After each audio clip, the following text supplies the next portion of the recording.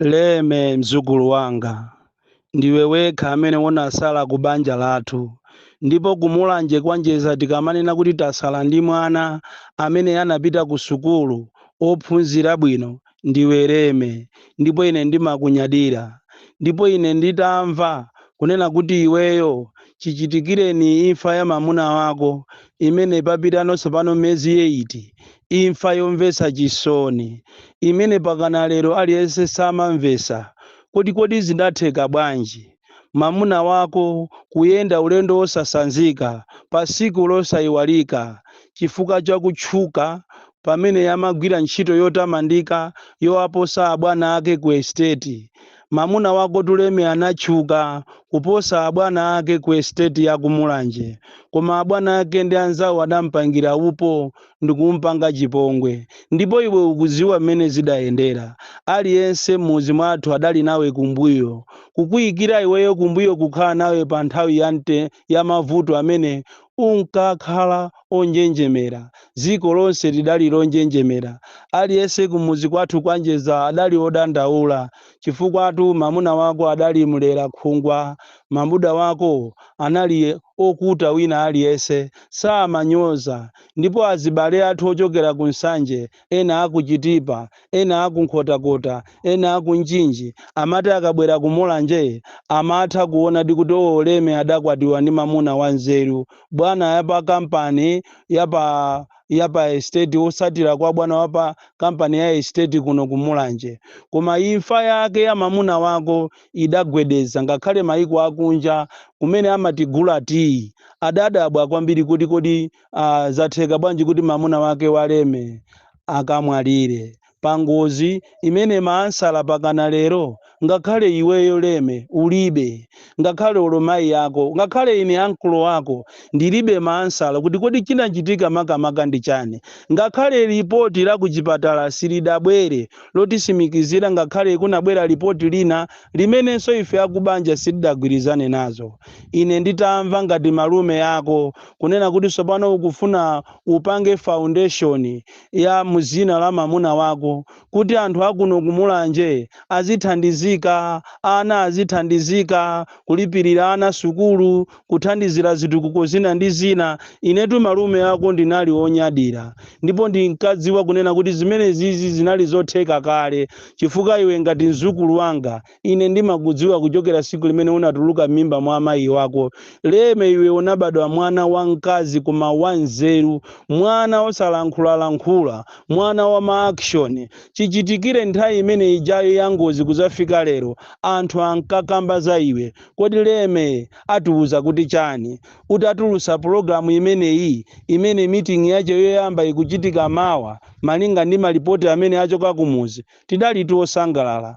Koma sopano ine ndili ozizidwa kwambiri, komanso ndikulandira mafoni kuchokera kwa anthu osiyanasiyana amene akundifunsa kuti kodi mzukulu wanu chamugwera ndi chani. Ndamva kuti ati waitana abwana aku estate akumulanje amenenso akumveka ndi mbiri yokuti adatenga nawo gawo pa imfa ya mwamuna wako kuti abwere nawo ku meeting imeneyi. Ndizoona ndakhala ndikukuyimbira koma foni yako sikugwira. Ndikunena ndi inunso azinzake a Leme, tamufunseni kuti ati ndizoona ankulo anu afika pakana potulusa audio kuti aziwe ku msonkhano umene uwu kapena meeting imene ikuchitika mawa ku Lilongwe ati mwayitanisa abwana akumulanje amene anali abwana a mwamuna wako kuti azakhale guest of honor. Koma ngati izi zili zoona, Leme mzukulu wanga, wakukuloza ndi ndani? Ndipo ngati uli kapena kutenga malangizo, wakuuza malangizo amene ndi ndani Leme? Kapena mwina iweyo ndikuphunzira? Kapena tutanena akuchimuna kapena akunamiza? Kapena amayi yako akunamiza? Si onse Leme amene amakuyimbira m'manja ndikumakuyimbira malikhweru, ndikumakuyimbira miruzi, ndikumakupangira nthungululu ndiye kuti amakukonda. Si onse. Ku Malawi kuno anthu ndionama kwambiri, anthu alibe chilungamo. Ku Malawi kuno kwa anthu ambiri ndionama. Ukonza kumakhala nawo choncho iwe ndikumaona ngati zonse zili bwino koma akukunyenga. Iweyo ndiwe mboni. Nthawi imene ijayo ya maliro a mwamuna wako ambiri adathawa, olo kampani yake imene amayendesa mamuna wake yapadera akati akaweruka ndikumakaendesa kampani yake. Anthu ambiri anatengatengako zinthu ena amene mukawadalira kuti awawa ndiye anzathu amene akugwira ntchito ndi mamuna wanga tikunena pano anathawa. Ndipo lero kampani nje idatengedwa ndi anthu ena amene ankakhulupirira kuti agwira nanu ntchito limodzi kuti legacy ya amuna anu ikhale bwino. Lero iniyo zoona aleme mwamuyitana ati bwana uja pamene chilungamo chake sichidaziwike kuti kodi adachita dindi iyeyo adatenga nawo gawo sizinaziwike, ndipo pangopita mezi 8 yeniyene lero mukukamuyitana bwana kuti akakhale nawo pa meeting ndipo akakhale guest of honor komanso mwampasa mpata kuti akalankhule chifukwa kuyenera kukalankhula. Nanga mungamuyitane bwana wako estate kumulanje akakhale kumene koko ku meeting iye osalankhula osachitapo contribute? Kodi ndi chani kuphunzira kwambiri kapena chitaoni? Leme ndikulankhulatu ndiwe ndipo amene muli naye pafupi mumpase Leme foni imeneyi kapena audio imeneyi kuti azimvere yekha chifukwa ine ndikamuyimbira foni yake sikumveka sikugwira. Nthawi zambiri so ndikamamulangiza amakhala pesa kuyankha samayankha china chilichonse mwina ndimaganiza kuti zimamukhuza beza mamuna wake. Koma Leme zoona miezi 8 yangopitapo miezi 8 chaka sichinathe mwina ukanadikirira upange chiriza ndikumaza khala ni maganizo amenewa. Inetu ndikuvutika ndi mafoni kuchokera kwa anthu osiyanasiyana amene akundidziwa ine komanso akudziwa kuti iweyo ine ndine ankulo wako Leme. Zoona waganiza motani ndipo wakunamizayo ndi ndani kapena wakulozayo ndi ndani kapena ukupanga ngati zijama panga andale kunena kuti there is no permanent enemy in politics kapena mukufuna muchite apply ma theories aku college. Chimene chichi ndi chodandaulisa kwambiri ndikulephera ine Leme kuyankha mafunso.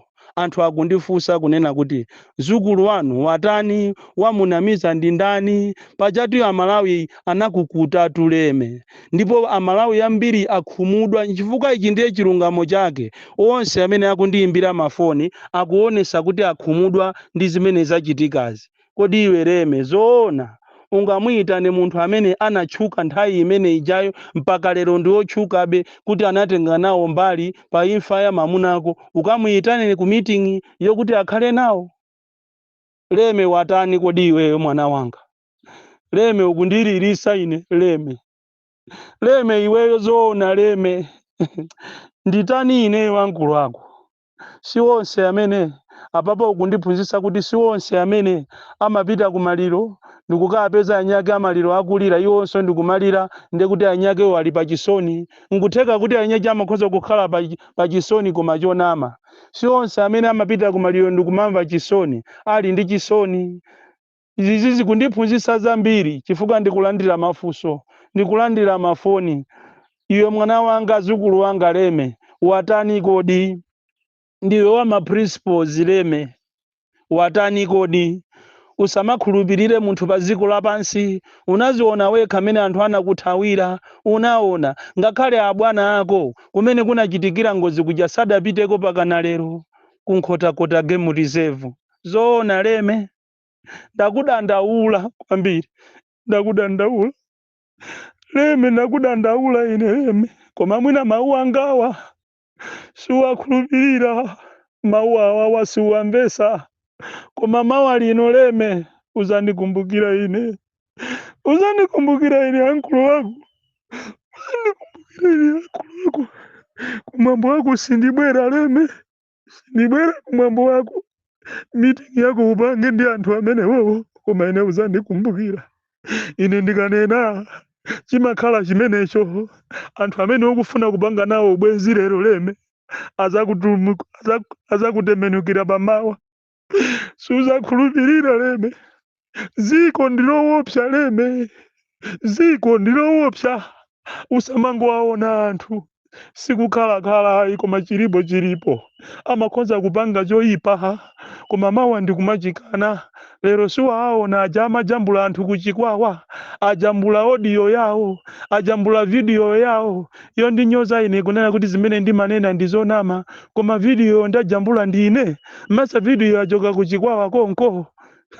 dziko lapansi ndiloopsa aleme ngati ali bwena achakuuza kuti umuyitane bwana wakumulanje azakhale nawo pamwambo okumbukira kapena kukhazikitsa foundation ya mamuna wako uzakhumudwa siku lina. Bon Kalindo, the DC, mwana woopsa kwambiri, the most dead and dangerous child from Jeza Village, tiye Mabuka, box 76, Mulanje, Malawi, Southern Africa.